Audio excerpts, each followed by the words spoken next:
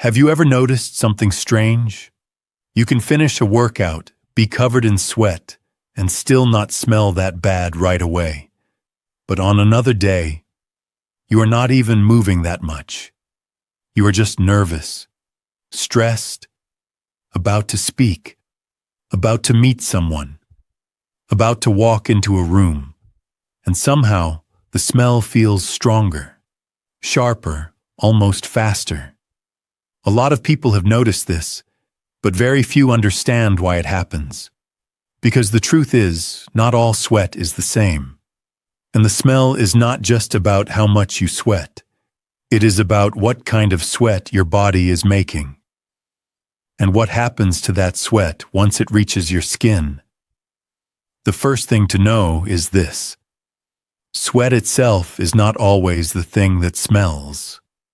That part surprises a lot of people. We tend to think sweat equals odor. But medically, that is not really how it works. Mayo Clinic explains that body odor is closely tied to sweat, mixing with bacteria on the skin. Cleveland Clinic says the same thing in a simpler way. Eccrine sweat, the kind mostly involved in cooling your body, does not produce a smell on its own. The smell develops after sweat interacts with the skin environment. So when people say, "I smell worse when I am stressed than when I am exercising," they are not imagining it. There's a real reason behind it. And that reason begins with two different sweat systems in the body. One is mainly for cooling. The other is much more connected to emotion, stress, and body odor. When you exercise, get hot, or move enough to raise your body temperature, your body mainly turns on what are called eccrine glands. These glands are spread across most of your body. Their job is simple. They push sweat to the surface of your skin so it can evaporate and cool you down. That is why exercise sweat is mostly about temperature control. It is your body's built-in air conditioning system. And because this sweat is mostly water and electrolytes, it usually has less odor at the moment it first appears. That does not mean it can never smell. It can. But at the start, it is often not the most odor-heavy kind of sweat your body can make. That is why you can go for a run, sweat a lot, and still not have that strong, immediate underarm smell. At least not yet. Because exercise sweat often needs time. Time on the skin, time in your clothes, time for bacteria to work on it, time for moisture to sit in fabric and start changing the smell. Now compare that to stress sweat. This is where the story changes. Cleveland Clinic explains that apocrine glands produce what many people call stress sweat. These glands are found mainly in areas like the armpits and groin, and the sweat they produce is thicker and stickier. They also play only a minor role in cooling you down. In other words, this is not mainly a temperature problem. It is more of an emotional response. Mayo Clinic also notes that apocrine glands can release a milky fluid when you are stressed, and this fluid becomes noticeable in smell after it combines with bacteria on the skin. That one detail explains a lot. Because once you understand that stress sweat is chemically different from exercise sweat, the smell difference starts to make sense. So the real difference is not just that stress makes you sweat. The deeper difference is that stress can make your body release a kind of sweat that is more likely to turn into odor. Not because it is magical, not because stress has a smell by itself, but because this kind of sweat gives bacteria more to work with. That is the part most people never hear. They think the issue is volume, how much sweat came out. But the bigger issue is often composition. What is in that sweat? where it came from, and what kind of skin environment it lands on. A good way to think about it is this. Exercise sweat is usually a cooling sweat. Stress sweat is more of a signaling sweat. One is trying to lower body temperature. The other is part of a nervous system response.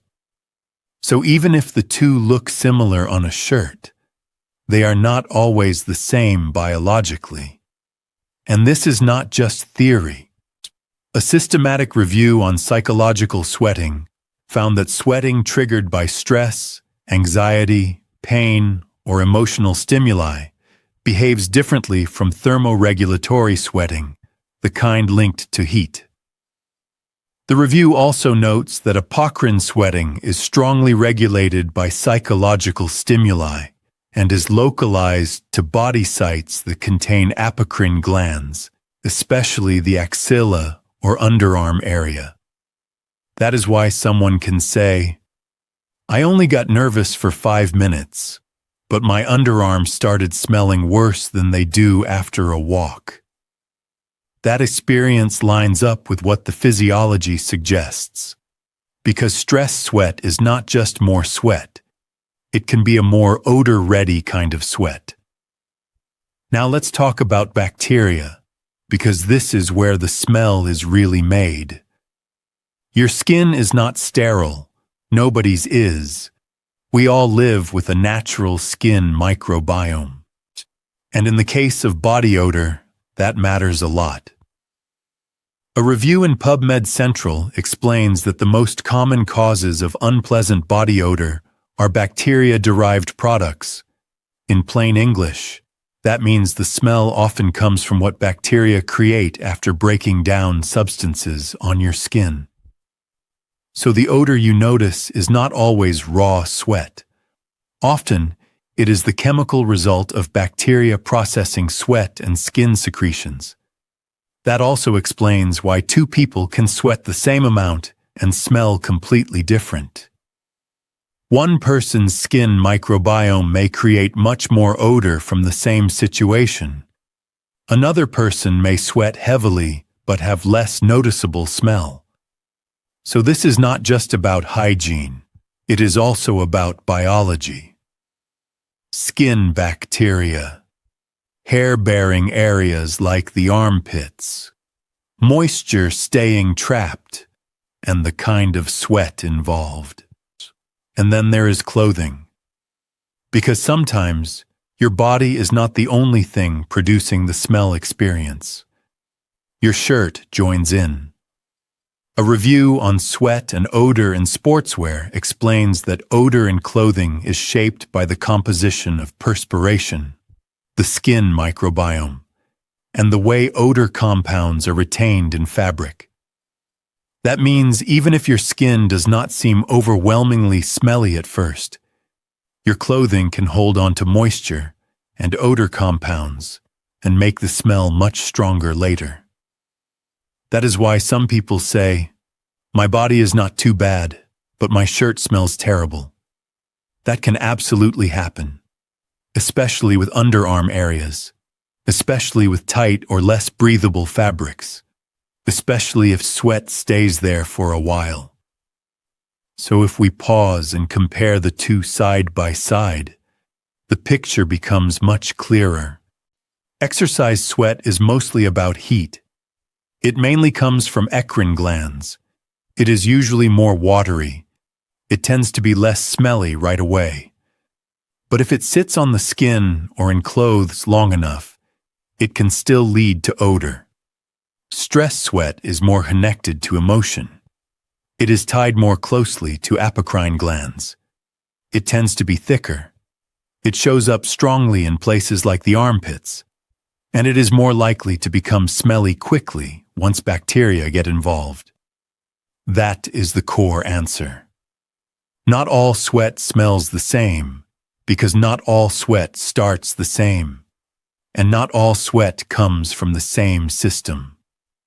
Now, one more important point. If you are someone who feels like you smell faster than other people when stressed, that does not automatically mean something is wrong. It may simply reflect how your body responds to stress, what your skin microbiome is like, how much underarm hair is present, what kind of fabric you are wearing, and how long that moisture sits there. In other words, this is often very individual. But if your body odor changes suddenly, becomes unusually strong, or comes with other symptoms, that is worth paying attention to. Mayo Clinic notes that changes in body odor or sweating can sometimes signal a health problem. Its treatment guidance also notes that evaluation may include tests when clinicians suspect an underlying condition. So if the smell is suddenly very different, very persistent, or comes with symptoms like unexplained sweating changes, weight loss, fever, or other unusual body changes, it is better to speak with a medical professional than to just guess. But for most people, the big takeaway is much simpler. Stress sweat and exercise sweat smell different because they are not created in the same way. Exercise sweat is mainly your cooling system. Stress sweat is more tied to emotional activation. Exercise sweat is usually more watery. Stress sweat is usually thicker and more likely to become odor when bacteria break it down. And once you understand that, a lot of everyday experiences suddenly make sense. So the next time you notice that a stressful moment seems to make body odor appear faster than a workout does, remember this. It is not just in your head. Your body may actually be producing a different kind of sweat. And that difference matters. This video is for educational purposes only and does not replace medical advice. If your sweating pattern or body odor changes in a way that feels unusual or persistent, it is a good idea to check with a healthcare professional.